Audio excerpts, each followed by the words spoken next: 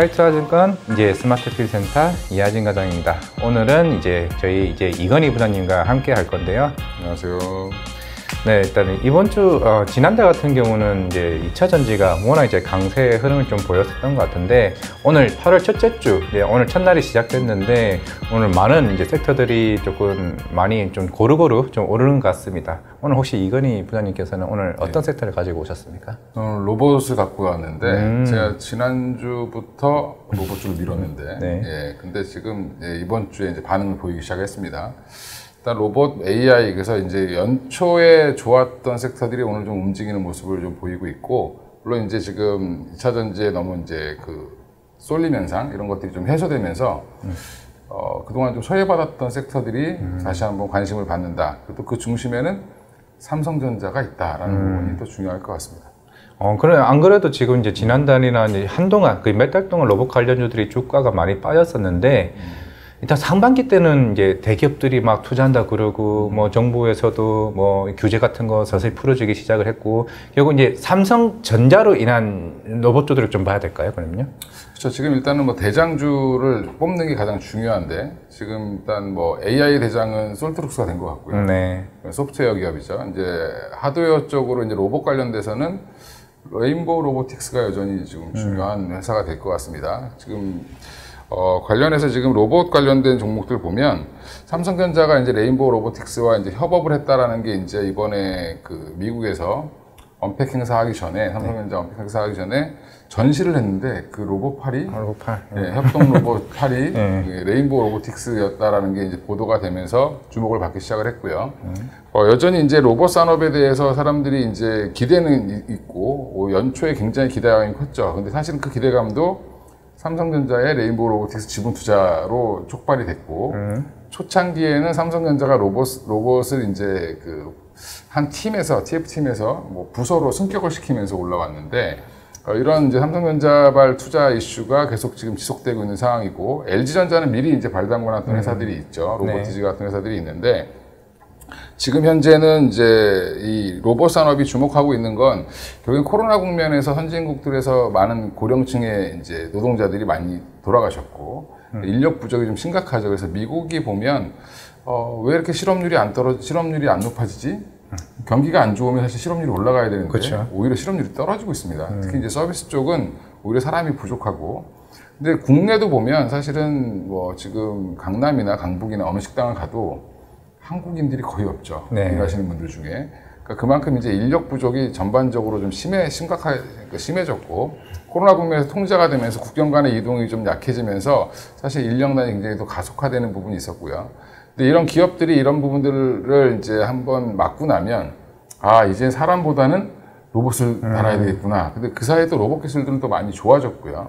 그래서 지금 여러 가지 뭐 사족 보행 로봇, 뭐 이족 보행 로봇, 뭐 물류 배송 로봇이 있지만, 지금 현재로는 산업용으로 쓰이는 협동 로봇이 가장 먼저 좀 많이 각광을 받고 있고, 그 다음에 규모 자체가 클 수밖에 없기 때문에 그쪽으로의 집중이 좀 더 되는 것 같고, 그래서 보면 레인보우 로보틱스라든지 두산 로보틱스 비상장 회사를 좀 주목하는 것 같습니다. 그래서 일단 지금 보면 뭐 인건비 상승, 인력 부족 이런 것들이 지속화되면서 삼성전자라든지 뭐 LG전자, 뭐 SK그룹 다 지금 로봇 사업에 진심이고, 현대차 그룹도 진심이죠. 네, 진심입니다. 그러면 이제 우리나라 국내 굴재 대기업들이 빅5들이 다 투자하고 있는 쪽이 로봇인데, 그럼 지금 현재 물론 밸류에이션 상으로 보면 레인보우 로보틱스도 사실은 뭐 에코프로보다 훨씬 더 비싸죠, 사실은. 근데 그래도 이쪽을 왜 주가가 먼저 움직이냐라는 부분은 이제 대기업들이 투자를 하기 때문이다라고 생각하시면 될 것 같고요. 종목으로 그래서 레인보우 로보틱스를 먼저 갖고 나왔는데, 협동 로봇 관련돼서 지금 매출이 국내에서 급증을 하고 있고, 그 다음에 이제 해외 진출도 눈앞에 이제 두고 있습니다. 그 외에 또 이제 삼성전자가 계속 투자를 해준다는 부분이, 협업을 한다는 부분이 가장 또 투자의 핵심일 것 같고요. 그 다음에 지금 최근에 다시 한번 주가도 좀 많이 빠졌기 때문에 조정을 받고 다시 올라오는 과정이다라는 부분에서는 항상 좋은 회사와 이제 좋은 주가는 다른 거니까 지금은 조금 부담 없는 자리다. 차트상으로나 이런 쪽으로 봤을 때. 그래서 지금 일시적으로 더 각광을 받는다라고 생각하시면 될 것 같고요.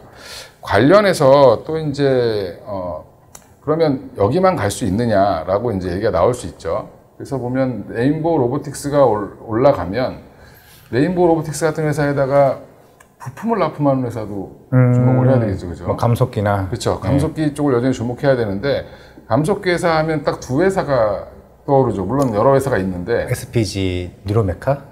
뉴로메카도 있고 예. 또 SBB테크도 있고. SBB테크. 예, 그 중에 시총이 가장 작은 데가 아마 SBB테크일 예. 겁니다. 근데 이제 그래서 SBB테크를 조금 차트나 이런 쪽으로 봤을 때 부담이 없는 자리여서 오늘은 한 번 더 말씀을 드릴 텐데 산업용 베어링을 원래 만들던 회사였고 이제 이게 이제 감속기 쪽으로 확산을 시켜서 지금 매출을 올리고 있는 중인데 작년에 보면 고정밀 감속기, 이제 로봇에 들어간 감속기 매출이 한 37% 이상까지 올라왔고요. 산업용 베어링 같은 경우는 아직도 62.6%를 갖고 있는데, 회사는 지금 감속기 쪽으로 지금 더 비중이 계속 확대되고 있는 중이다. 그러면 산업용 베어링보다는 이게 마진폭이라든지 영업이익률이 크기 때문에 이쪽으로의 성장을 좀 더 기대를 해보시면 될 것 같고요.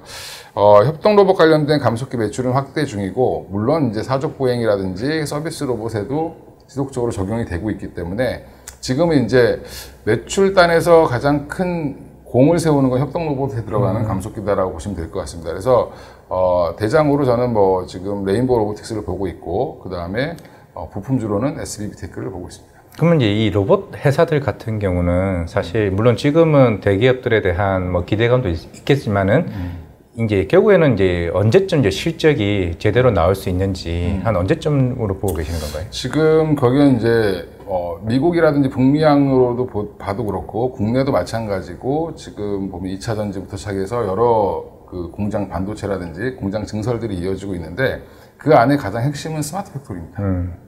그 LG 에너지 솔루션도 결국엔 스마트 팩토리를 해서 5선 공장을 짓고 그거를 그대로 이제 복사해서 갖다 붙이는 전략을 쓰겠다라고 얘기를 했습니다. 공언을 했는데 그러려면 그 안에 가장 핵심은 소프트웨어도 중요한데 그 안에 들어가는 로봇 관련된 기술들이 굉장히 작용을 많이 할 거고요. 그래서 협동 로봇을 더 주목해야 된다라고 보고 있습니다.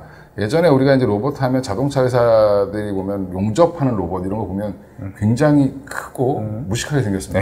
네. 근데 이제 이게 사람이 옆에 가면 잘못하면 다치죠.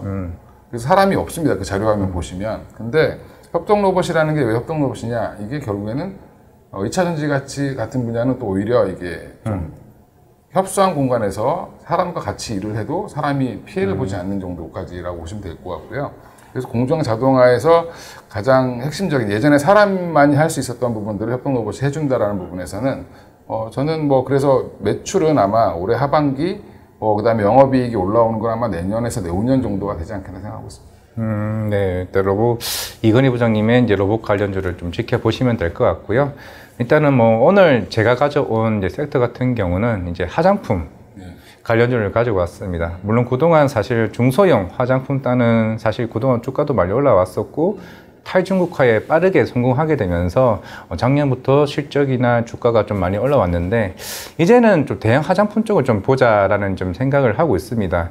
물론 중소형 화장품 물론 하반기도 좋아질 거고 내년도 좀 좋아질 것으로 보이고 있습니다. 워낙 이제 북미 시장이나 뭐 유럽 시장 같은 경우는 뭐 계속 꾸준히 침투율이 높아가는 모습을 보였었고 대형 화장품은 뭐 면세점도 마찬가지였고 사실 중국 쪽에 대한 비중들이 계속 꾸준하게 줄어들 수밖에 없었습니다. 뭐 LG 생활건강도 그렇고 아모레퍼시픽도 사실 중국 쪽 비중이 대략 35%에서 38% 이제 비중이었는데 이제 그동안 이제 한 코로나 때부터 점차적으로 매출 비중이 거의 40% 이상 빠지게 되는 부분이 나왔는데 그 이유가 특히 중국 쪽에 있는 뭐 로컬 브랜드 같은 경우는 뭐 프로야나 이런 화장품들이 빠르게 지금 치고 올라왔습니다. 사실 화장품은 사실 근데 제가 봤을 때 이런 기술적인 면이나 이런 부분들이 조금 진입 장벽이 그렇게 좀 높지는 않은 것 같고 이런 중저가형 브랜드 자체에서는 이미 시장을 이런 것이 아닌가. 왜냐면은 LG 생활건강이나 아모레퍼시픽에 있는 중저가 브랜드는 이미 그 빠진 시장을 프로야 브랜드가 40% 이상 다 차지해 버렸습니다.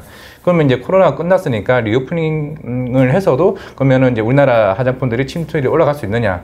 그건 또 아닌 게 나왔던 거고 왜냐하면 6.18 이벤트, 광군제 항상 우리가 옛날에는 1위부터 10위 안에 들어왔던 화장품 브랜드들이 어느 순간 그 순위에 다 사라졌습니다. 그렇기 때문에 지금은 이제 대형 화장품단에는 새로운 구조적인 변화가 생겨야 할 때가 제가 봤을 때는 이제 2분기, 3분기 때 있는데 이번 2분기 실적 발표 때 그런 모습을 서서히 조금 보여줬다라고 생각을 했기 때문에 그래서 오늘 제가 가져온 종목이 이제 아모레퍼시픽입니다. 물론 이제 실적은 안 좋았고 실적도 부진했습니다. 그 이유는 당연히 중국 쪽이 안 좋았죠. 안 좋았으니까 이제 부진을 했고 실적이 안 좋았는데 근데 요 최근 4일 동안 주가가 계속 반등하고 있습니다.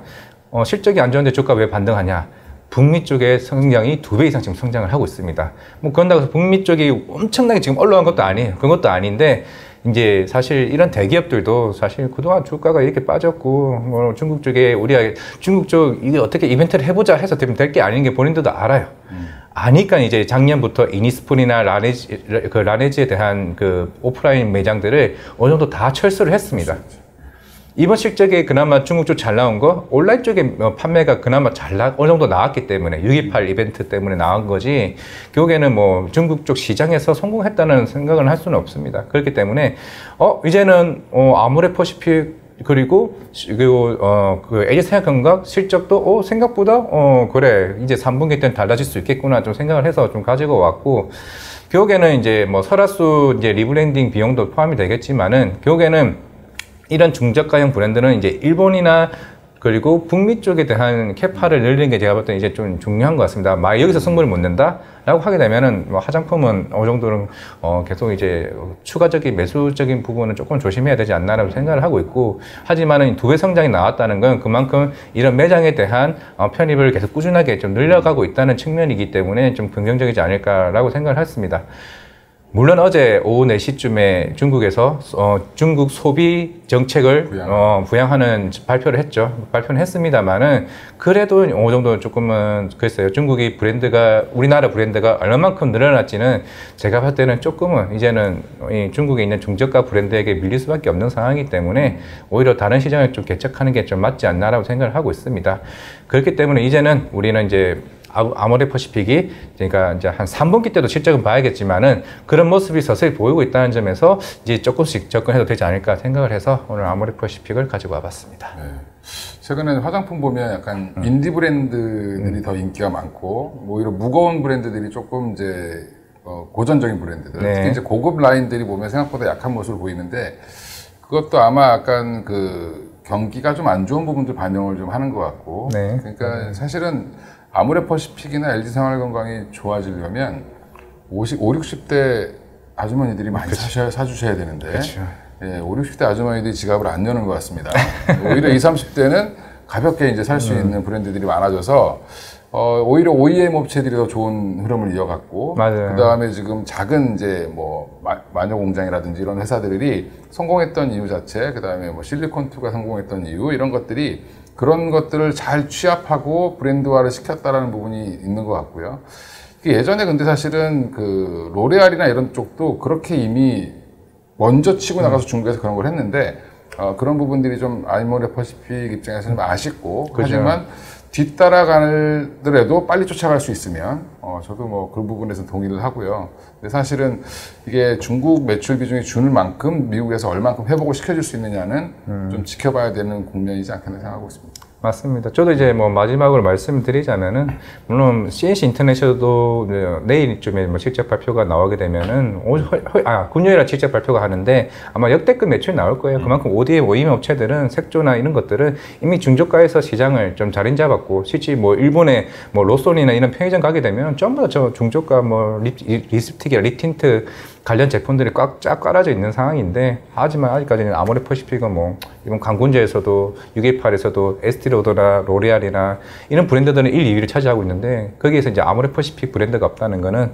조금 아쉬운 부분이 있습니다. 하지만은 이제 구조적 변화 시기는 좀 시간이 걸릴 겁니다. 뭐 3분기, 4분기 될 수도 있고 내년이 될 수도 있는데 결국에는 아모레퍼시픽의 방향성이라는 거는 이제 구조적 변화가 본격적으로 생기기 시작했다는 점이 이제 아모레퍼시픽을 바닥을 충분히 좀 찍을 수 있지 않나 라고 마지막으로 말씀을 드리고요.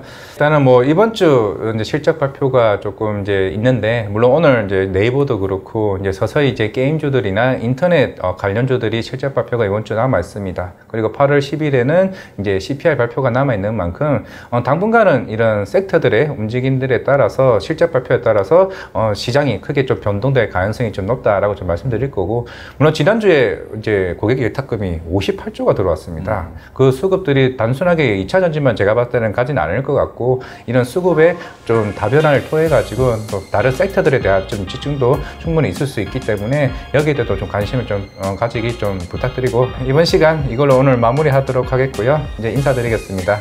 감사합니다. 감사합니다.